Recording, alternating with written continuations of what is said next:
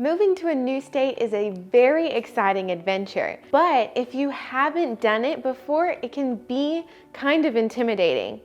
My name is Nicole Nark, and as an Arkansas real estate broker, I started this channel specifically to help people just like yourself with home buying tips and tricks. Today, I want to talk specifically about relocation and share my inside secrets and tips to hopefully make your relocation to a new state a little bit easier. I was personally reflecting on the 7 different relocations from states to state that I have made. I came up with 5 different things that I want you guys to consider as tips for your next move. So the first one specifically has to do with finances. It's obviously very important to plan your finances if you are going to be moving from your current state to a different one.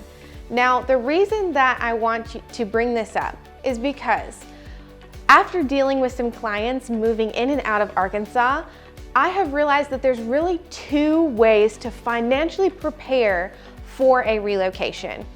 If you haven't already accepted employment in the next state that you'll be moving to, it's probably a good idea to have a couple months of savings in your bank account. That way you have reserves to move you to the state, and you can use those for temporary housing and your normal living expenses while searching for a job. The second way to kind of finance a move would be to already have accepted employment in your new state.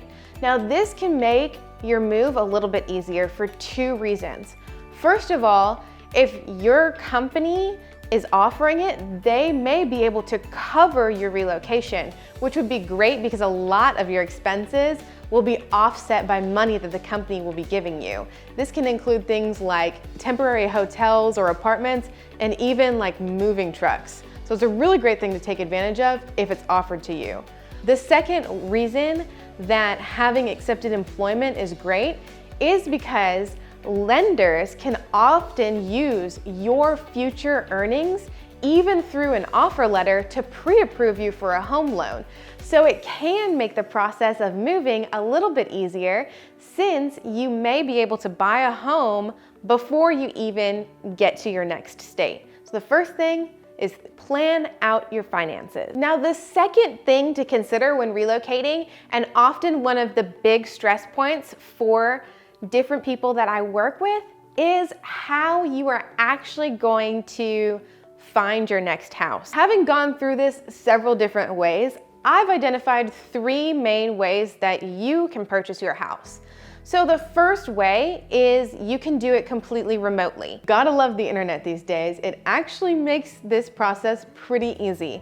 However, if you are currently living in a different state than where you will be buying your next home, I would not recommend going through the moving process completely remotely unless you are pretty confident in your knowledge of where you're going to. Of course, it is possible, and if you work with a great agent who can really identify and show off areas to you virtually, it is possible to find a great home, but you may be more interested in an in-person or hybrid home buying experience. Now, these 2 are the ones that I do most frequently. If you're considering a move to a different state, a hybrid buying experience may be perfect for you. Now, how I identify this with my clients is you come in and we do a consultation in the state. When you get here, we look at tons of different areas as well as homes and neighborhoods. That way, ideally, you've seen enough, and we've talked about it before, to feel comfortable making an offer on a property. Then you can rely on me or your agent to handle the under contract process for you. This is home inspections, organizing appraisals, everything on the ground we will take care of while you are back in your previous state, and then you'll fly in for your final walkthrough and your closing. So this is a great way to handle buying a new home without having to automatically reserve at least 30 to 45 days out of your work schedule where you are in your new place, possibly spending tons of money in hotels or temporary living. Now, the easiest and most traditional way to buy a house, of course, would be in person. So if you do have the ability to move your family early or send maybe your spouse to the new state, that is also a great way to go. It is always best to tour homes in person and go through each step of the process with your agent. Now, the third thing that is important to keep in mind, and I know this is going to sound hard, is to be flexible. Relocation can be super stressful. I know because I've experienced it myself, personally and with clients. However, as hard as we all try to keep everything on a perfect timeline, we can't control all elements of a transaction, and sometimes it just doesn't happen.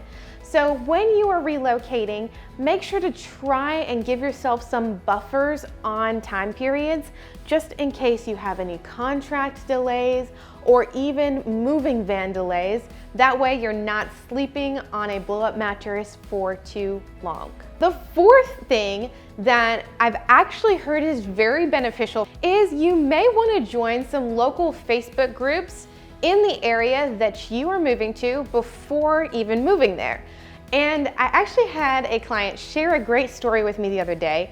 They are buying a house in Arkansas from another state and actually found out some problems in a certain area of Arkansas before even moving to that area. So this was a really great thing for them because they had specific concerns and they were able to understand that they probably would have ran into an issue had they looked in a certain area that was not the best fit for them. And they found all of this out through a Facebook group. Although you have to be careful, because people always post pros and cons in their own opinion online.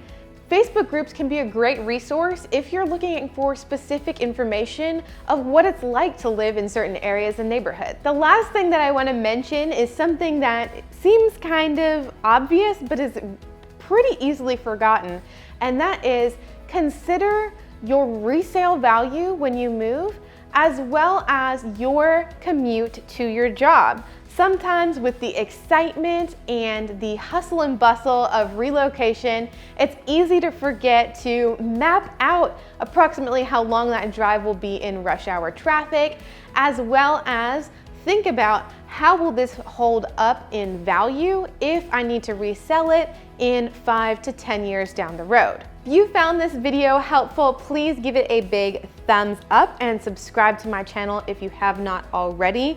I would love to hear where you live currently and where you are considering moving. I always think it's super fascinating, and as someone who's lived in 7 states myself, maybe I have some inside info for you, even if it's not Arkansas, and I would love to share that.